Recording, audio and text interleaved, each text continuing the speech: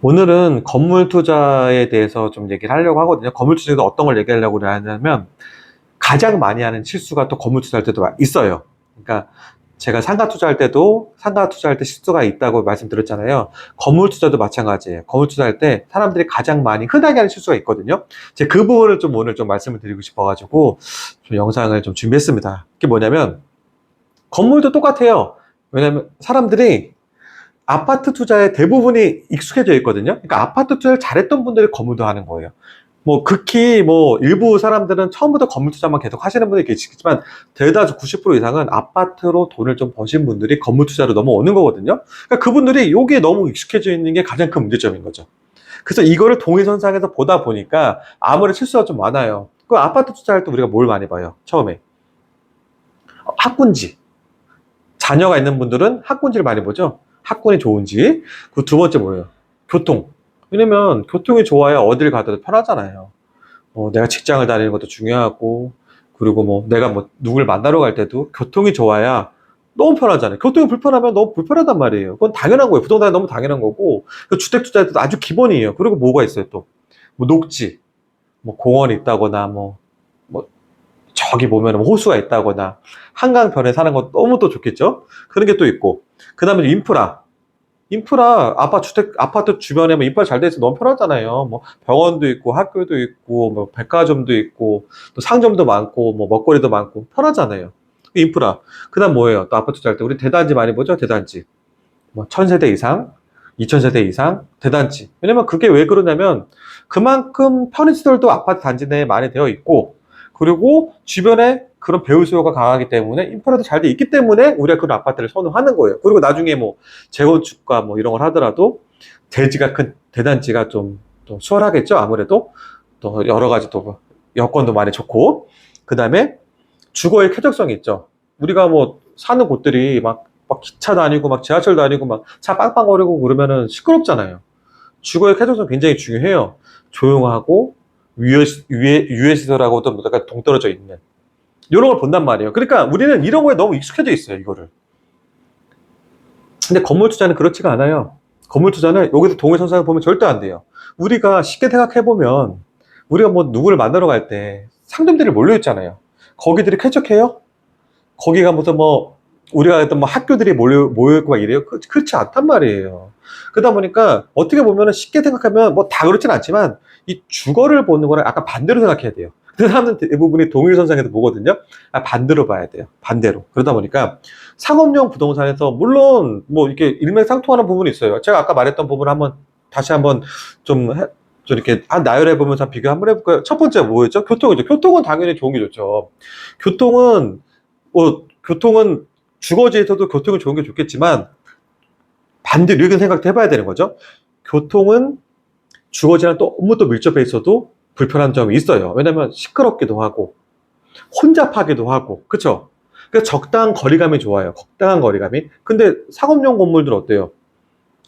내가 지하철 내려가지고 금방금방 가는 게 좋죠? 내가 친구를 만나기로 했는데 지하철역 내려가지고 한참 걸어가는 게 좋아요? 아니죠. 가까울수록 좋아요. 가까울수록. 무조건 가까울수록 좋은 거죠.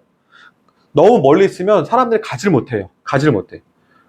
저 두 번째, 우리 학군. 학군 당연히 내가 자녀가 있는 사람들은 가까운데 애가 안전하게 갈 수 있는 거 굉장히 중요하잖아요. 근데 상업용 건물에서는 이게 안 좋은 점이 있을 수가 있거든요. 뭐냐면 아까 제가 말했잖아요. 애들 키우기 위해서는 뭐 유해시설이 없어야 되는데 상업용 부동산 있는 곳에는 어떻게 보면 뭐 술집도 유해시설이잖아요. 근데 학교가 있는 학군지에서는 절대 보호구역, 상대 보호구역 그래가지고 몇 미터 반경에서는 그런 업종이 들어갈 수가 없는 거예요. 그러니까 술집이 좋다는 얘기 하는 게 아니고 내가 상업용 건물이 갖고 있으면 업종이 10가지 업종을 봐줄 수 있는 게 좋아요? 아니면 제한적으로 두세 가지 업종을 봐줄 수 있는 게 좋아요? 당연히 10가지 업종을 받는 게 좋잖아요. 그런 차원인 거예요. 학교가 주변에 있으면 특히 초등학교가 있으면 뭐 할 수 있는 업종이 뭐가 있겠어요? 문방구, 뭐 문구점, 뭐 서점, 그렇잖아요. 뭐 어머니들 뭐 자주 얘기하시는 카페? 근데 그런 부분들이 뭐 장사를 잘할 수 있고 하도 뭐 학교가 많이 밀집되어 있는 건 좋겠지만 그런 것보다는 오히려 막 오피스 많은 매일 점심시간 때 막 몇백 명이 몰려드는 식당, 저녁 끝나고 몇백 명이 몰려드는 그런 술집, 이거 훨씬 돈을 많이 벌지 않겠어요? 이런 차원으로 비교하면 딱 비교가 되죠. 그리고 녹지, 한강. 녹지, 우리가 어디 뭐 공원을 갔어요. 공원에 막 상점들 많은 거 보고 싶어요? 보고 싶지 않잖아요. 우리가 생각하는 녹지는 그냥 깨끗한 그 녹지를 보고 싶은 거잖아요. 근데 상가들 입장도 못해요. 상가들은 장사를 해야 되는 거잖아요. 상점들이 막 있어야지 막 사람들이 거기에 몰려올 거 아니에요. 막. 그러면 어떻게 보여요? 깨끗해질 수가 없는 부분도 있어요. 일부. 이것도 약간 상충하는 거죠. 인프라. 인프라는 어느 정도 일맥상통해요. 왜냐면 병원도 있고 뭐도 있고 이러면 상업용 건물에서는 좋은 부분이 있지만 있죠, 당연히. 근데 이런 게 있을 수 있죠. 내가 건물 투자인데 내가 건물을 갖고 있어요. 건물을 갖고 있는데 옆에 아주 좋은 인프라를 갖고 있는 대형 쇼핑몰이 있어요. 그럼 어때요? 내가 갖고 있는 상점들이 손님을 그쪽에 뺏길 수도 있겠죠. 이게 100% 좋다고 말할 수도 없는 거죠. 사람을 집객할 수도 있지만 반대로 내 고객을 다른 인프라에 뺏길 수도 있는 거예요. 그쵸? 그 다음에 5번 대단지. 대단지는 좋아요. 왜냐면 이게 배우 수요거든요. 배우 수요. 자, 배우 수요가 뒤에 빵빵하게 있다는 건 아주 좋아요. 근데 여기도 또 그게 있어요. 신축으로 지어진 대단지에서는 뭐가 있겠어요? 거기 집합상가들이 엄청나게 많겠죠. 그렇죠? 그러다 보니까 내가 나한테 오는 손님들이 다 좀 뺏기겠죠. 또 나까지 안 오시고 요즘 사람들은 너무 힘들어가지고 뭐 앞에 나가는 도 싫어가지고 새벽 배송 시키고 막 그러잖아요. 배송도. 그리고 먹는 것도 배달시키고 막 그러잖아요. 근데 거기 앞에 상가들이 있는데 하물며 내 상가까지 내 건물까지 올까요? 이런 부분도 있는 거예요. 자, 그리고 주거의 쾌적성. 주거지는 무조건 쾌적해야 되잖아요. 그렇죠. 조용하고 쾌적하고 내가 밤에 나가서 산책을 하더라도 좀 조용히 해야 돼요. 근데 상가들은 사람들이 쾌적하면 사람이 없다는 얘기인데 이게 좋겠어요? 말이 안 되는 거죠. 그래서 어떻게 보면 이 주거와 이 주택용 투자와 이 건물, 상가, 상업용 건물의 상업용 투자는 어떻게 보면 상충하는 반대의 개념인 거예요. 근데 사람들이 이거 어떻게 생각하냐? 이걸 동일선상에 보는 거죠. 내가 아파트 투자하듯이 건물 투자도 이렇게 보는 거예요. 그래서 건물을 보러 갔을 때 사람들이 막 북적북적하고 정신하고 지저분하고 임차된 업종도 막 장사 막 잘 되고 그러는데 막 고깃집 연기도 막 나고 그래. 그럼 싫어하거든요. 왜냐면 내가 깨끗하고 그런 거 깨끗하고 쾌적한 걸 좋아했던 것만 맨날 보다가 갑자기 그걸 보니까 이게 좀 싫거든요. 이게 내 건물을 누가 이렇게 지저분하게 쓰면 좋을까? 딱 그런 생각부터 드는 거예요. 그렇게 되다 보니까 어떻게 이런 건물을 패스하게 되는 거죠. 그리고 점점 자기가 주택 투자하듯이 아파트 투자, 주택 투자하듯이 자꾸 그런 것 쪽으로 보는 거예요. 그러다 보니까 이면에 깨끗하게 지어진 건물, 이쁘게 지어진 건물 눈에 들어오는 거죠. 거기에 카페라도 하나 들어있으면 야, 내가 바라던 건물 투자가 이거였지. 나 이런 건물 투자할 거야. 혹하는 거죠. 그리고 상점들이 보통 보면 1, 2, 3층 건물이 있는데 1층, 2층, 3층 다 빽빽하게 들어있단 말이에요. 그럼 보기만 해도 저걸 관리할 거 막 이런 생각 머리 아픈 거예요. 근데 딱 어디 딱 가봤어요. 쾌적해. 지역도 쾌적해. 사람도 안 다니는데 쾌적해. 쾌적한데 거기 있는 임차인이 또 회사만 단독 딱 쓰고 있는 거예요. 야, 그럼 난 쟤한테만 한 번에 6, 7집 받아야 될 월세 한 번에 받으면 되겠네? 혹하는 거죠. 근데 상업용 건물은 그게 아니에요. 제가 있잖아요.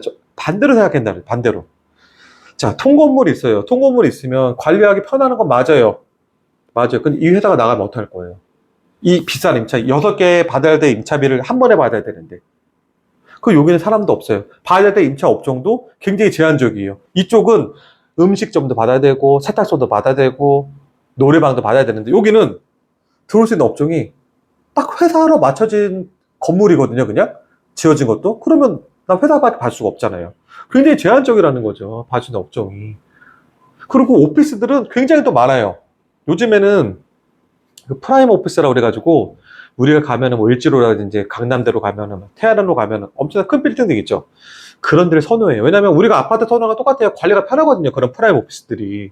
근데 이 중소형 오피스 통건물들은 이게 나중에 얘네들 나가면 새로운 임차를 받아야 되는데 임차도 받기도 어려울 뿐더러 얘네들이 이걸 실제적으로 생활을 하다 보니까 불편함을 느끼는 거예요. 일단 주차 대수도 너무 없고 주차도 될 수 있는 공간도 별로 없고 그리고 누가 관리해주는 사람이 없잖아요. 본인들이 자체 관리해야 되거든요. 물론 뭐 관리하는 사람 써가지고 하면 쉽겠지만 다 돈이잖아요. 그게 다. 그게. 그리고 실제적으로 편의시설들이 주변에 없다 보니까 밥을 먹으러 가도 멀리 가야 되고 뭐 병원을 가려도 멀리 가야 되고 불편함을 느끼는 거예요. 그게. 실제적으로 그 임차를 하는 임차인들이. 그러다 보니까 이게 처음에는 우리만 쓰면 좋을 줄 알았는데 이게 아니구나. 이런 걸 좀 느끼는 거예요. 이게 아무튼 우리가 생각했던 건물 투자가 실제적인 현실과 이상은 다르다는 얘기를 제가 드리고 싶었던 거거든요. 그러니까 주택 투자하듯이 건물 사면 이런 부분으로, 그러니까 산으로 간다는 표현을 쓰는데 이렇게 될 수밖에 없는 거예요, 이게. 그래서 항상 건물 투자를 할 때 이 그러니까 이런 거 있잖아요. 너 어느 동에 건물을 샀어? 라고 했을 때, 나 노년동에 건물 샀어. 성수동에 건물 샀어. 이렇게 얘기를 하잖아요. 근데 잘못된 거예요. 이런 식으로 동의 개념으로 건물 투자를 보고 입지를 보다 보니까 성수동에도 좋은 데가 있고 안 좋은 데가 있겠죠? 그리고 노년동에서도 좋은 입지가 있고 안 좋은 입지가 있겠죠? 그러니까 사람들이 동만 보고 건물 사가 잘못 사는 경우가 많아요. 이거를 한번 탁 바꾸면, 이거를 동을 역으로 한번 바꿔봐요. 노년역, 성수역, 역으로만 바꾸면 이걸 맞아요.